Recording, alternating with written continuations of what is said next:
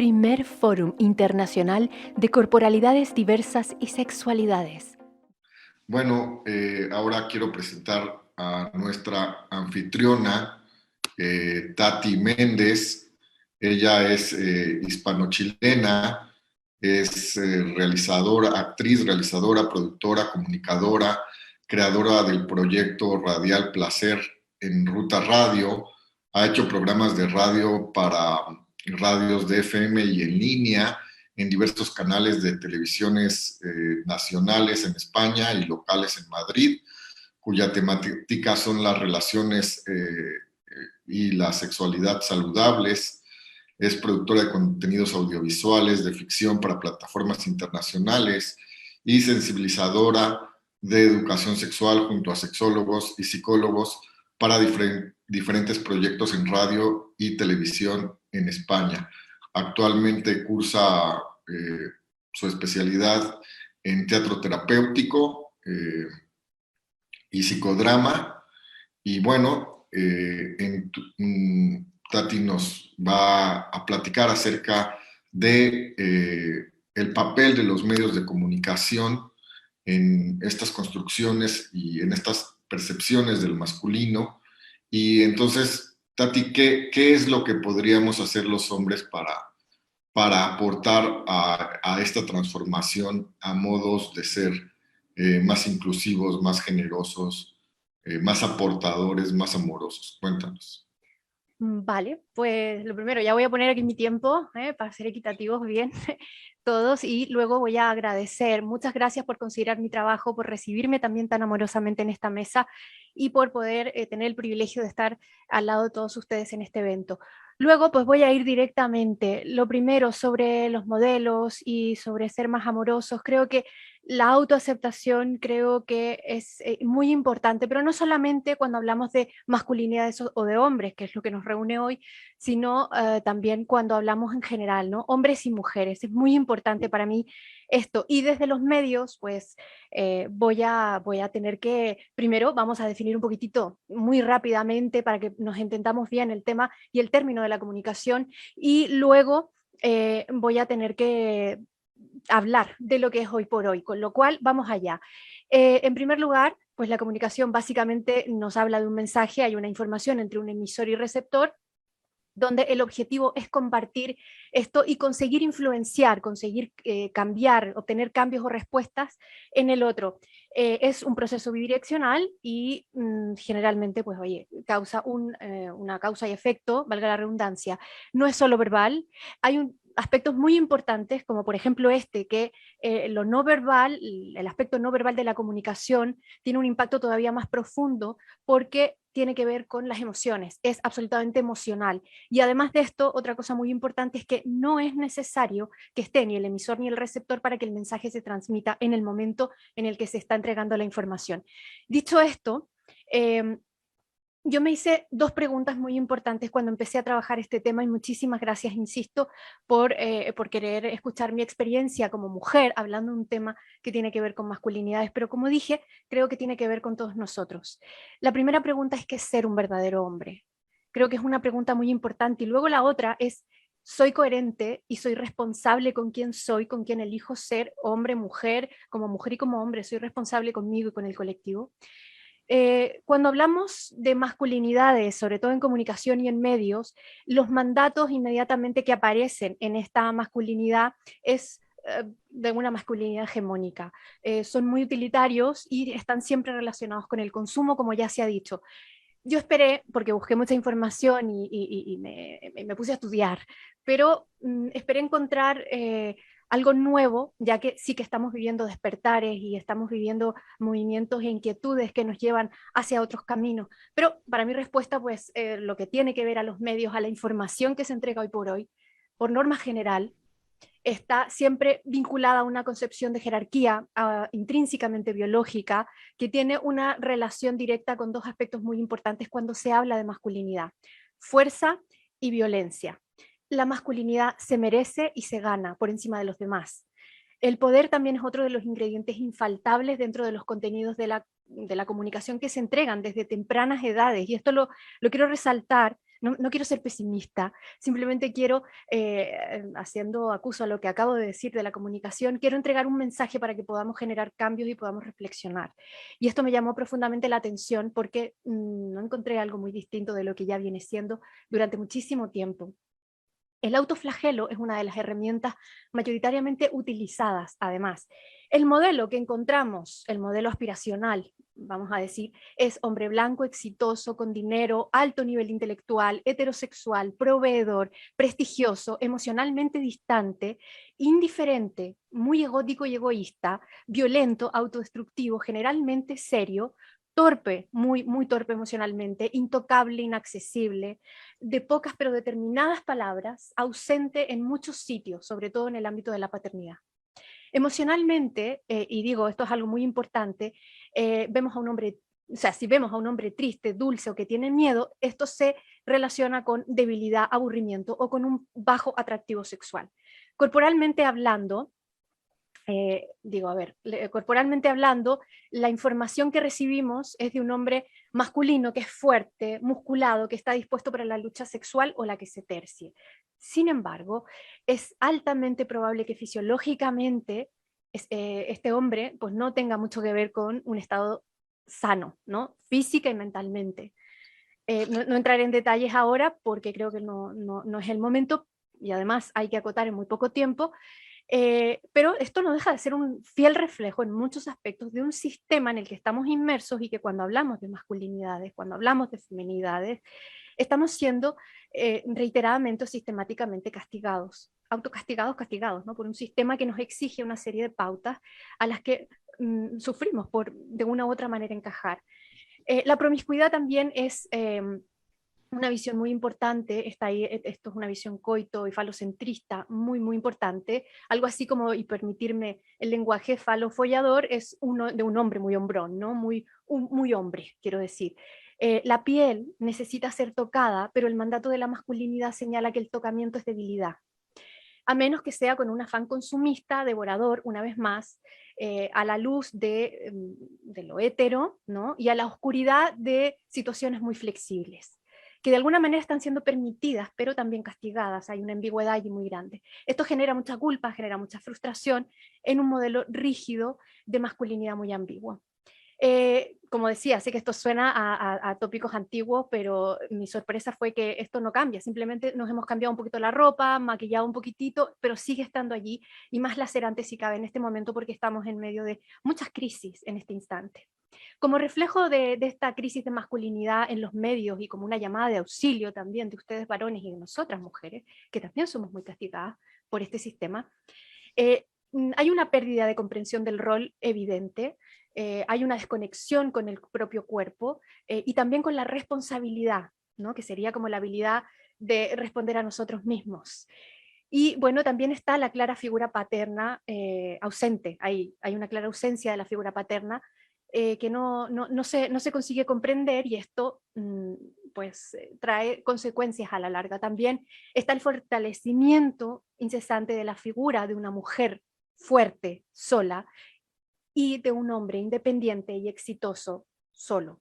Entonces obtenemos una hiperindividualización de la sociedad, el creer que somos totalmente independientes y que no necesitamos al otro, además de tener una necesidad urgente de control en esta búsqueda del rol, es algo que acaba capitalizando el rol, el cuerpo, la imagen y todo lo vendible. Y desde allí esto se transforma en un nuevo código de comunicación y de falsa valorización. Y vemos lo que estamos viendo hoy en día, ¿no? Las redes donde hay compraventa de cuerpo, imagen, sexualidad, flujos, olores y todo ese tipo de cosas en redes que ya no son privadas, sino que son redes que están abiertas a todo el mundo y a todas las edades. Luego también pues vemos allí la capitalización también de la emoción, del sentimiento y de quienes somos. Desde mi experiencia y desde lo que nos atañe en esta ruta, precisamente placer en ruta, no cualquier vía saludable, en este caso no todos los caminos llegan al placer para nosotros, y así surge, por ejemplo, también la plataforma OnlyFans, lo que ha pasado, por ejemplo, con el chico mallorquín, una noticia que ha salido aquí en España, también hablando acerca de esto de eyacular y de engañar y fingir, engañar a sus parejas, también en la violencia, los delitos de odio que han surgido, a propósito de que por un lado nos liberamos, pero por el otro ahí seguimos teniendo, estando muy castrados, muy amarrados. Entonces, con esto quiero decir que encontramos inevitablemente una masculinidad que se ve identificada con impulsos básicos, que relaciona el cuerpo como una fuente de poder y de control y de jerarquía. Son consumidores en las redes, en los medios, somos todos, hombres y mujeres, porque todos los que estamos avalamos o permitimos de una u otra manera, somos consumidores de cuerpos, somos consumidores en el fondo de estos impulsos básicos, ¿no? Y de esta manera, por ejemplo, en el caso de los varones, esta masculinidad que está impuesta en este minuto obliga a consumir mujeres, a fantasear con ellas, a la cosificación de nuestros cuerpos desde una visión totalmente pornocentrista. De allí que todo el erotismo masculino se relacione generalmente con las adicciones, ¿no? Amar la pornografía, de allí todos los contenidos que tengan connotaciones pornográficas, violentas, emocionalmente estériles, jerárquicas y temerarias. Y en el medio, pues es algo que manda, ¿no? O sea, cuando quieres hacer un contenido con éxito, pues tienes que tener un poquitito de estos ingredientes, porque si no parece que no vale, es aburrido o se aleja de lo que se consume. Entonces, yo quiero poner esto sobre la mesa porque cuando hablamos de nuevas masculinidades es muy importante tomar en cuenta esto, ¿no? La frustración de no poder expresarnos, expresar nuestras emociones y nuestras diferentes y variadas formas de ser, que no tenemos por qué ser iguales, efectivamente. Esto causa mucha frustración, el querer encajar también en los hombres, que acaba en violencia. Cuando hablamos también de violencia, los géneros y en nuestras relaciones, y voy con el tiempo que tengo que darme prisa. Casos clarísimos en películas, por ejemplo, está El Club de la Pelea, Chevalier, una película del 2015, donde queda claro la competición instaurada en los hombres, la fuerza mayor también, otra película donde habla de este hombre inmaduro, y American Psycho, que ya es como la coronación de este tema competitivo, este tema exitista en los hombres. Y bueno, pues simplemente para acabar, decir que desde mi punto de vista femenino y como mujer de comunicaciones, cómo podemos contribuir a una masculinidad más amorosa y más generosa, seamos compasivos todos con todos nosotros. Importante el trabajo personal, importante la autoaceptación, el autoconocimiento, saber quién soy, para no ser una veleta y que me llevan y me puedan los vientos de moda, ¿no? Ir más allá de esto, dar lugar a las emociones, son muy importantes, escucharnos y escucharlas, dónde, cómo, qué siento, por qué, cuándo, y de esta manera también ir sanando. Sanar porque tenemos información de nuestro transgeneracional, tenemos información de nuestra cultura que es adquirida, heredada, pero también de las propias cosas que nos van pasando a nosotros y que nosotros tenemos que ir encajando. Tenemos que ser generosos y amorosos entre nosotros, hombres y mujeres.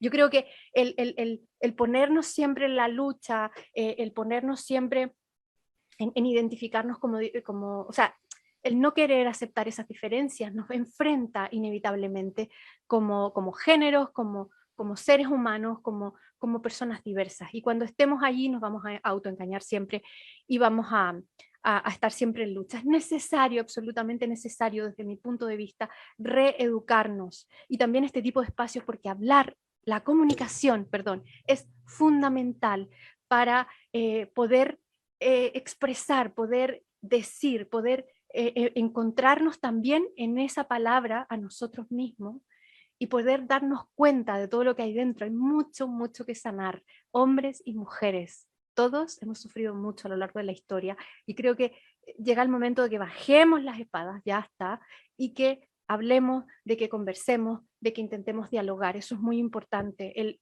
tratar de escucharnos. Sé que es difícil, sé que podemos llegar a confrontarnos muchas veces, pero siempre mientras se abre el espacio de comunicación amoroso, generoso, podemos llegar a entendernos. Muchísimas gracias.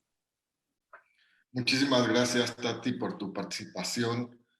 Eh, sí, muy importante esto que decías de cómo los medios reproducen estos estereotipos y del asunto también, pues, las redes sociales, pero como nada es, digamos, blanco y negro en la vida, también se tienen estos espacios alternativos que se requieren, que muchas veces solamente en estos espacios que están fuera del circuito de los medios hegemónicos, cuyos intereses están ligados al capital y a la reproducción de los estereotipos, porque es lo que más vende, ¿no? Mucho más que cuestionar las cosas, pues, y estos financiamientos realmente están en pro del mantenimiento del status quo, pues la labor de medios alternativos como, y programas como el de la Ruta Radio que tú conduces, pues son muy necesarios para poder contrastar puntos de vista y generar criterios propios. Muchas gracias, Tati. Entonces, quiero tirar también un cable a lo que dijeron anteriormente Juliana y David, que me parece muy importante, que es el asunto de la festividad, ¿no? El asunto de tener territorios, la festividad como antitética a la solemnidad, la festividad como un patrimonio de los pueblos que permite la máscara, que permite la ludicidad, que permite el juego y que es también un espacio para el territorio de la autenticidad y del cuestionamiento de estos deberes seres impuestos. Y bueno, pues ahora me voy a presentar a mí mismo. Soy Enrique Cerón, soy sexólogo, soy psicoterapeuta mexicano y soy consultor, autor, tallerista y capacitador. Y bueno, pues yo quiero hablar un poco también, que viene a cuento de todo este hilo de lo que ha hablado esta mesa y lo que decía Juliana, cómo le vamos a hacer para involucrar a los varones en la discusión por la aceptación de la diversidad, por la democratización de la vida. Y yo quiero hablar del asunto de la autoaceptación, la autopercepción emocional y la construcción de masculinidades pro equidad. Me gustó mucho cuando Juliana me mandó su tema, que le ponía ahí entre comillas al asunto de nuevas masculinidades, porque efectivamente muchas autoras feministas han discutido esta situación de, pues no se pueden llamar nuevas porque la masculinidad es un constructo social, no es un hecho biológico, sino son ideas que se van transformando a lo largo de la historia y de las sociedades, por lo cual estamos hablando de algo dinámico, que no puede ser nuevo, porque se trata de algo fluido. Y en este sentido, en los imaginarios que sostiene la sociedad, uno de los principales que conforma el paradigma a través del cual vemos la vida es la separación del cuerpo y la mente. La cultura occidental ha venido insistiendo en esta separación, en una separación jerarquizada, en la cual la mente, lo que pensamos, el logos, lo que se puede analizar, es realmente lo relevante, lo importante, y los mensajes que provienen en un sentido corpóreo, las emociones, son una cuestión de segundo orden, que no importa. Es decir, cuando una persona llega a exponer un tema académico, pues se le pide que desglose, que razone, que vincule, pero si dice, no, pues yo sentí esto, yo lo intuí, yo quiero hablar de eso, no, eso por supuesto es totalmente expulsado, desterrado, es visto como falta de seriedad, como falta de, como una cosa que no es una producción real de conocimiento, ¿no? Sin embargo, cuando a las personas se les educa para esta separación cuerpo y mente, en realidad lo que se viven es desintegradas. Y esto es tanto como pensar que vamos a ver mejor viendo con un solo ojo, ¿no? Es en realidad, y todos los sistemas de psicoterapia, desde el psicoanálisis hasta la psicología transpersonal, todos coinciden de alguna u otra manera en la necesidad de la integración de los individuos, de las y los individuos, ¿no? De poder hacer que estos puedan hacer uso de todas sus potencialidades para funcionar de una mejor manera y en algún grado también sanar, ¿no? Entonces, y sin esta corporeidad, cuando no asumimos esta corporeidad, es muy difícil y se obstaculiza la autopercepción emocional en lugar de tener una educación para valorar, para distinguir, para incorporar la valiosa información de las emociones a nuestras decisiones. Lo que se hace es aprender a apretarnos y somos culturalmente analfabetas emocionales. Y los hombres más, porque aún en la educación femenina hay una mayor gama o una mayor posibilidad para la expresión de emociones. En la educación masculina lo que se nos inculca es una cuestión monotemática relacionada fundamentalmente al enojo. Entonces, tienes miedo, enójate. Estás alegre, enójate, ¿no? Y en esto que decía Tati de los estereotipos y de las películas, que me llama mucho la atención, nosotros podemos ver, por ejemplo, uno de los géneros más extendidos, que son los géneros de acción, que en el 90 y tantos% no es otra cosa más que la apología de la violencia, la apología del militarismo, la apología de la guerra, la apología del imperialismo. Y entonces vemos que los personajes centrales siempre tienen cara de perro rabioso.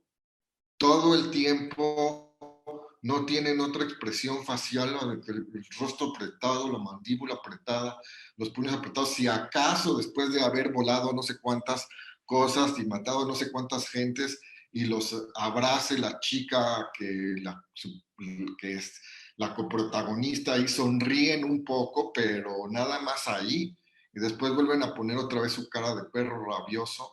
Entonces, esta es lo que se valora socialmente, que además son estereotipos que, como decía Juliana, no tienen que ver con la realidad.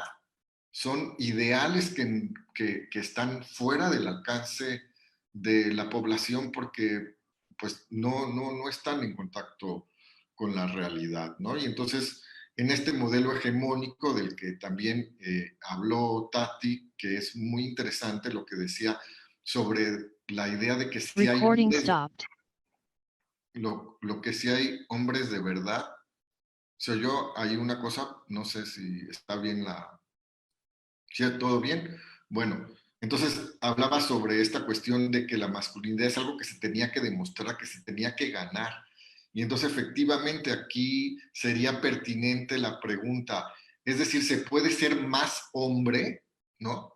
Porque este mandato es el asunto de que hay que ser más hombre o ser un hombre verdadero en contraposición a las identidades que tienen masculinas que tienen algún grado de relación con lo femenino, como lo mencionaba Juliana, que se ven como menos, ¿no? Y entonces es algo que se tiene que estar demostrando todo el tiempo.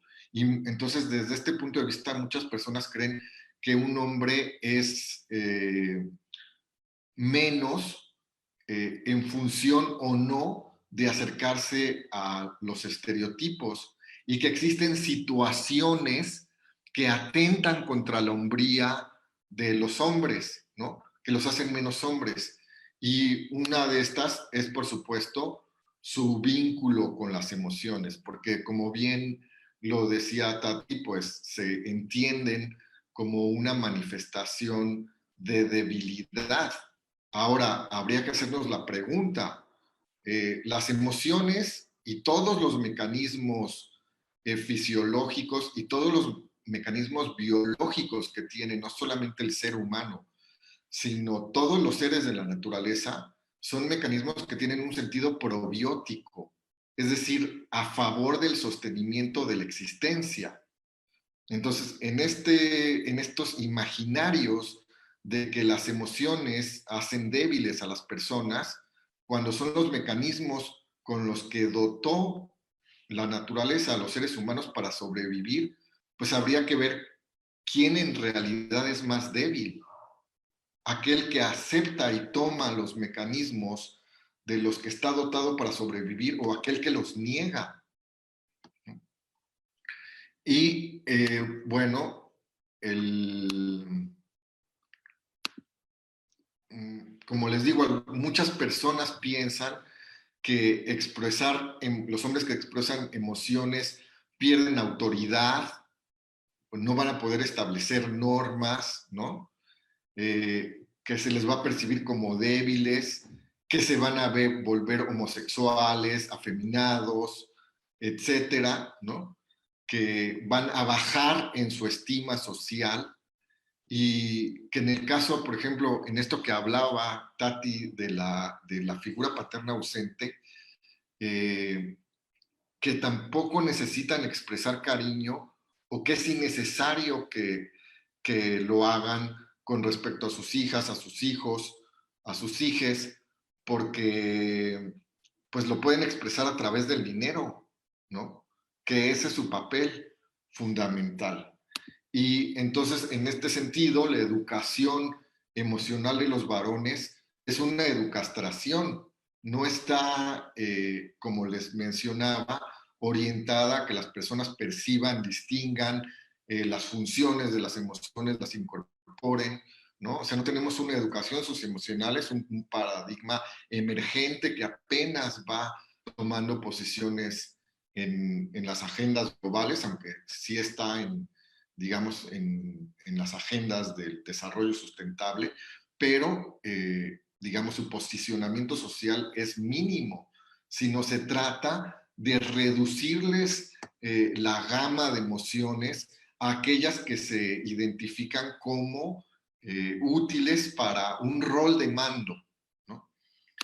Y en ese sentido, pues se bloquea la empatía porque distintos autores y autoras han hablado de por lo menos dos tipos de empatía, ¿no? Una empatía cognitiva, que es puedo entender tus razones y ponerme en tu lugar, pero realmente lo que se ha estudiado es que la empatía emotiva es aquella que independientemente de entender tus razones, yo puedo saber que estás experimentando ante ciertas situaciones que son universales o humanas, y aunque si yo bien no pueda sentir la injusticia que tú vives como mujer o como persona homosexual que es discriminada o como persona trans que es discriminada, sí puedo entender lo que significa ser sometido a partir de mandatos que me son ajenos, porque esa es una experiencia universal de todas las personas.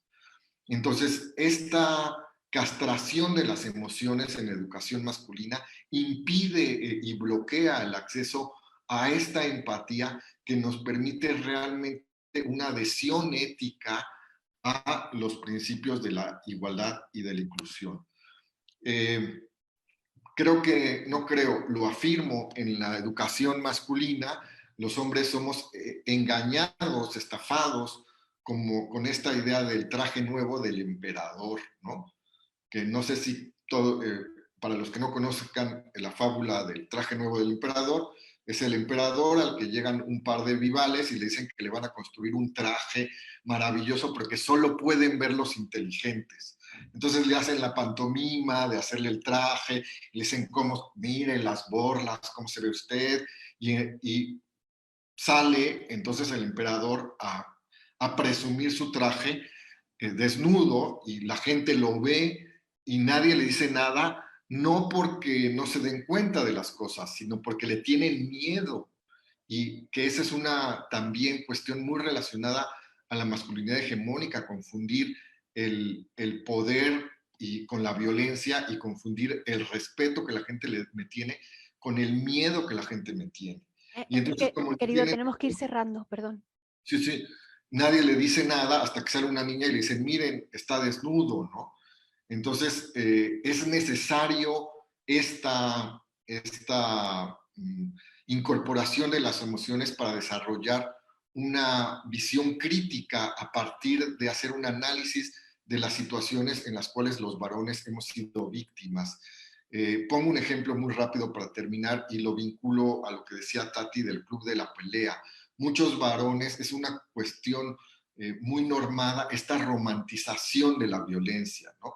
Y entonces a decir, no, a mí me hizo bien que me pegara mi papá, a mí me hizo bien, pero yo trabajando con hombres, justo en esta discusión de cómo le vamos a hacer para incorporar los hombres a la discusión sobre la democratización, poniéndoles, a ver, díganme ustedes cuál ha sido sus emociones con respecto a la demostración de la masculinidad en distintos ámbitos de la vida. Y recuerdo de un asistente que a un curso que me dijo, no, pues yo me sentía muy bien porque venían, porque podía defender a la gente de mi escuela, porque venían un grupo del barrio, de la escuela contraria, a pelearse. Y yo le dije, pues qué raro, porque yo nunca me he sentido contento de tenerme que enfrentar a golpes con nadie, aun cuando me haya ido bien, por decirlo de alguna manera, ¿no? He sentido miedo, he sentido tristeza, he sentido confusión, he terminado temblando, he terminado llorando.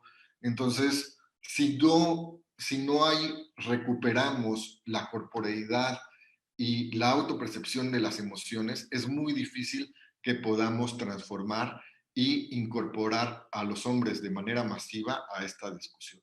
Muchísimas gracias por haberme escuchado. Muchísimas gracias, Enrique. Muchas gracias a todos y vamos a seguir avanzando. Primer Fórum Internacional de Corporalidades Diversas y Sexualidades.